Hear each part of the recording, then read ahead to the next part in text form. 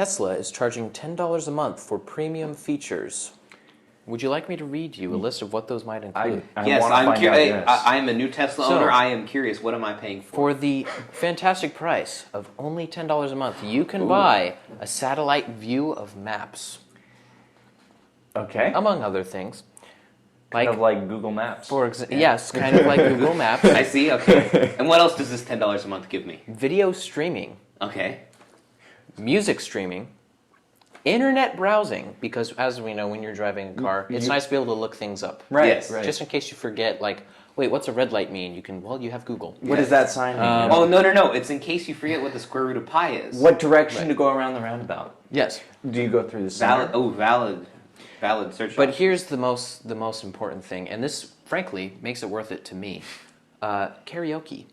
Oh. Wow, that is perfect. I think that makes I've it been worth it waiting right for there. karaoke in a car $10 for a years. Where has this been? I know.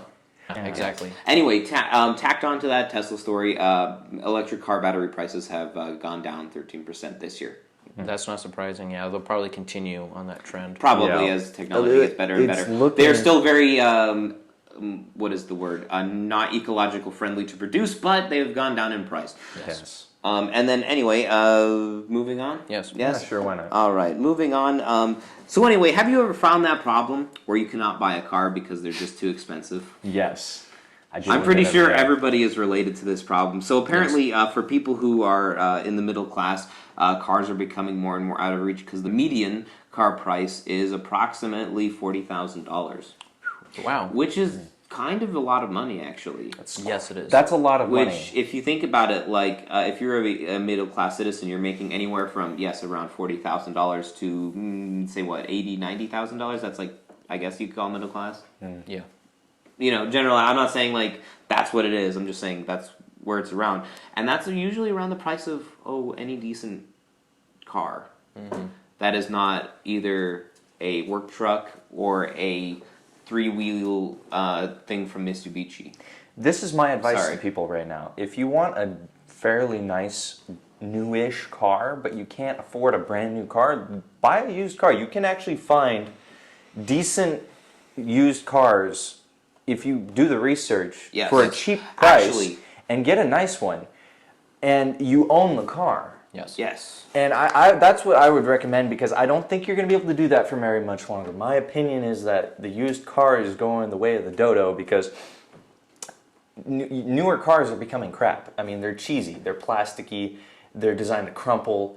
They're very electronic, they're oriented. Those things are going to fail eventually, and car companies are just going to say, buy a new car. We're not going to fix this for you. Yes. So it's my opinion that used cars are not going to be, you're not going to be able to get those for They're very harder much to longer. work on. Harder to work on. And if they go CVT with the transmissions, they're not going to last. Exactly. Well, I don't think that's going to catch on. Stick is not relevant anymore. Exactly. So you're not going to have a manual transmission, and those are way easier to repair. Well, no, because now the way transmission is going, it's an automatic with you can shift that you can shift it by selecting gears.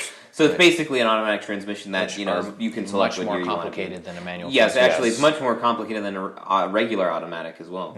Car manufacturers, this goes for anybody in a business, they will try to find the cheapest way to make something, and then it'll be like, well, it's good enough. Yeah. And they can just mass produce it. I actually had a thought about this not too long ago, because I was thinking used cars are going to become a thing of the past. Car companies should try to figure out if they can make a car that people could buy for $10,000 brand new. And I'm talking a bare bones car. Yes, they do. I think that would be really cool. Those cars do exist. I believe you can buy one from Toyota. Has one of those. I'm not sure which exact model it is, and I think not for $10,000. Not for $10,000. I'm talking it's like 13 or 14. They could even call it the student model, because I'm talking students need to get cars, and they need to be able to afford it. Okay, I know exactly what this car is. Okay, this is what we need to make, Leo. So the car is about as big as this table. Mm-hmm. There's one seat. Mm-hmm. In the back, there's a hatch, and space for storage. What is it powered by? It's powered by a Toyota 4-cylinder. Yes. Okay, you realize that engine is about the size of the car. Okay, you're describing. It's tiny. It's tiny. No, it is a tiny engine, but So we put that in there, okay? Okay. And then what we do is it has 3 wheels, Reliant Robin style, but reversed. So there's 2 in the front and 1 in the back. Okay, so more stable. I see. What Yes, exactly. And then what we do is instead of air conditioning and a heater, we give them a hair straightener and a bottle of water. No, no. You bring back the smoker windows. Okay, yeah. Because those literally, you turn them and then it's AC. But we'll also give them a spray bottle courtesy. Yes. And a rag. Yes. So they can put it on their head and just... Yes. Another thing, turn signals, no electronics. You turn down and then an arm comes out of the side of the car. Yes. I like it. Manual transmission, obviously, it has to be a manual transmission. Yes, I love it. Anyway, regardless, this it was cool as this probably is. Probably not going to happen. All right, well, I'm going to move on from this real quick. Yes. So, the meme has come true. Because 2 carjackers attempted to carjack a car and couldn't carjack the car because they couldn't drive a manual car. It did come true. Wow. Yes. Yeah, I thought when I saw this, I couldn't help it. It was so funny. Yeah. A 15-year-old and a 17-year-old attempted to steal a car. Yeah. They got in the car and realized they couldn't drive the car, so they fled the scene. And there we go. That made me feel so good because my car is manual, and I'm like, I could just leave my doors unlocked. Well, no, if you do that, then they'll steal all the stuff inside of your car. You think anybody wants anything inside of my car? Hey, you never know some people.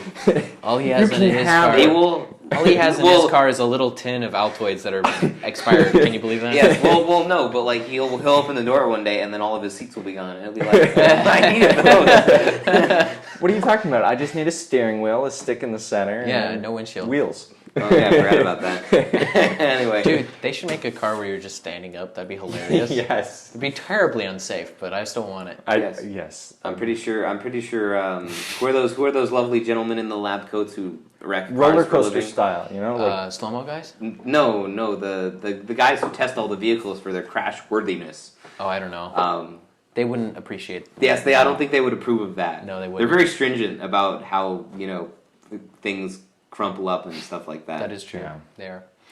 But I want to end off today's episode with a request from you guys.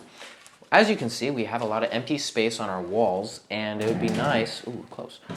It would be nice to fill it up, but we're having some trouble deciding as to what to buy for the wall. So, up there'll be a poll. You can help us choose what would be the best option.